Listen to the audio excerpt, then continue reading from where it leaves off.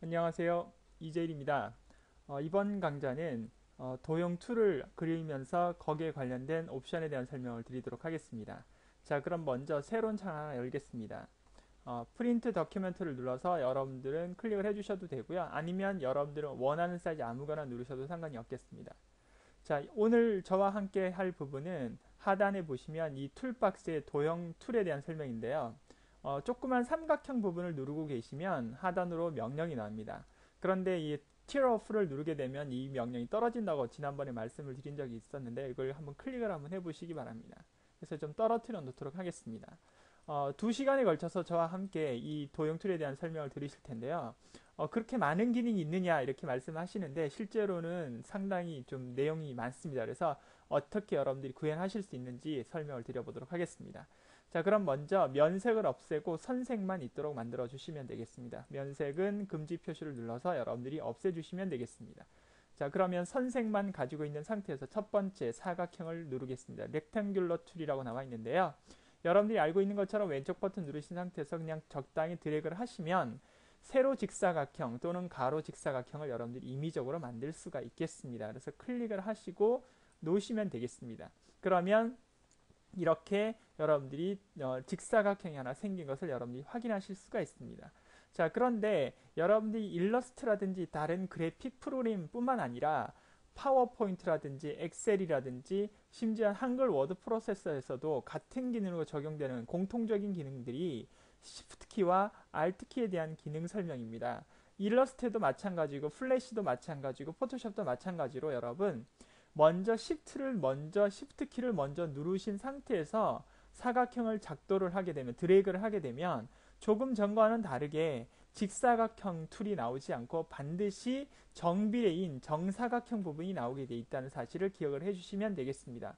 그래서 Shift를 누르게 되면 앞으로 어떤 것을 드래그 하시든지 간에 정사각형, 정원형, 그 다음에 정육각형과 같은 모양이 나온다. 즉 다시 말하면 가로 세로 비율이 똑같은 형태가 나온다. 이렇게 알아두시면 되겠습니다. 자, 그런데 이번에는 Shift 키를 누르지 않고 Alt 키를 누르신 상태에서 드래그를 한번 해보시기 바랍니다. 자, 드래그를 해서 보편적으로 저희가 왼쪽에서 오른쪽으로 왼쪽 상단에서 오른쪽 하단으로 여러분들이 이렇게 작업을 하시는 경우가 상당히 많으신데요. 이렇게 방향을 가시는데 한번 해보도록 하겠습니다. Alt키를 먼저 누르면서 왼쪽 시작점을 클릭해서 잡아당기게 되면 드래그를 하게 되면 여러분들이 마우스 포인터로 눌렀던 부분이 이 사각형의 중심점이 된다는 사실을 기억을 해주시면 되겠습니다. 그러면 조금 전에 저와 함께 뭘 만드셨냐면 Shift를 누르지 않고 사각형을 그릴 때 Shift를 누르고 사각형을 그릴 때는 항상 마우스 포인트에 눌렀던 그 시점이 왼쪽 모서리가 되는 점을 여러분들이 인식을 하실 수 있었다면 지금은 누른 포인트가 뭐가 되냐면 가운데 개체 중심점이 돼서 4개의 방향으로 이렇게 크기가 조절이 된다는 사실을 기억을 해주시면 되겠습니다. 자, 다시 한번 해보도록 하겠습니다. 지우고요. 다시 Alt키를 먼저 누르신 상태에서 드래그를 해보시면 그 부분이 이렇게 가로 직사각형이 되든 세로로 직사각형이 되든 반드시 눌렀던 그 포인트가 개체 중심점이 된다는 사실을 기억을 하시면 되겠습니다.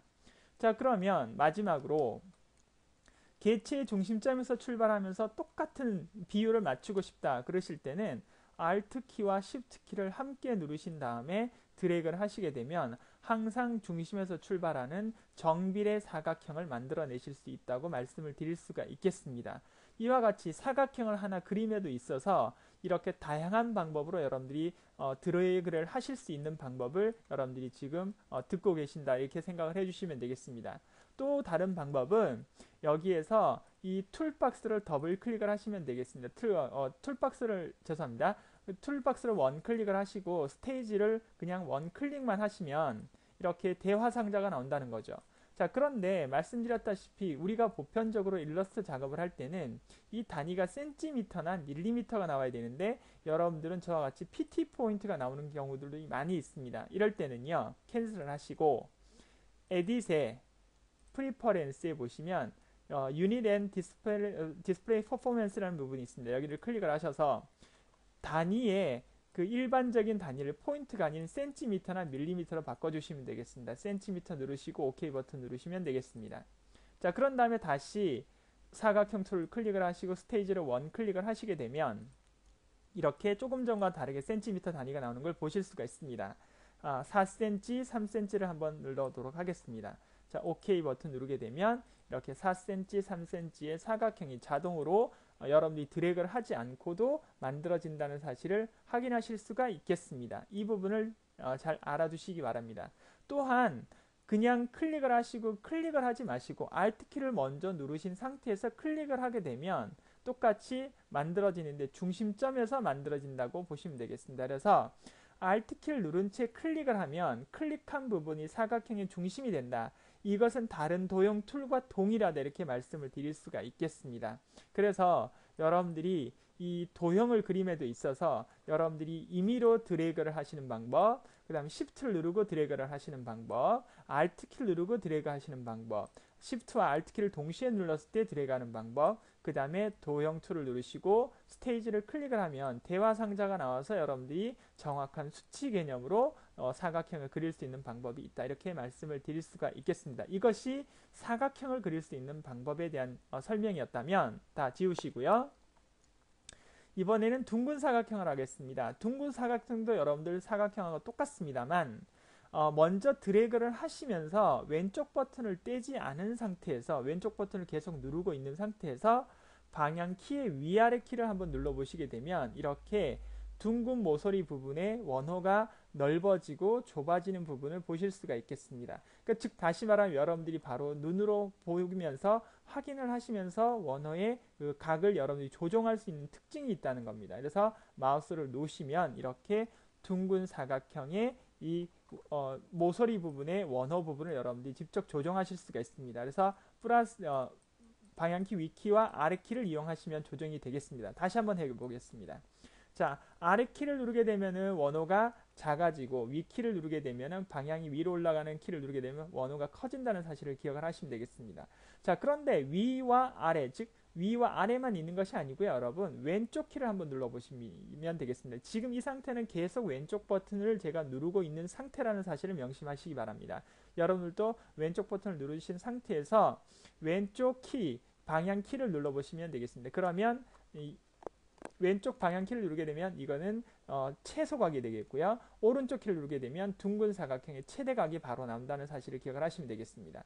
자, 그래서 좌우 키, 위아래 키가 동시에 이렇게 조절이 되는 부분을 여러분들이 확인하실 수가 있고 이것이 적당히 되셨을 때 마우스를 놓으시면 여러분들이 원하는 모양을 만들어내실 수가 있습니다. 자, 그러면 둥근 사각형도 클릭을 하면 스테이지를 클릭을 하면 이렇게 가로폭과 세로폭 그리고 둥근 그 모서리 부분의 각이 다 나온다는 거죠. 그러면 마찬가지로 6cm 그 다음에 5cm 그 다음에 1cm를 기울여서 OK 버튼을 누르게 되면 이런 도형의 모양이 나온다는 겁니다.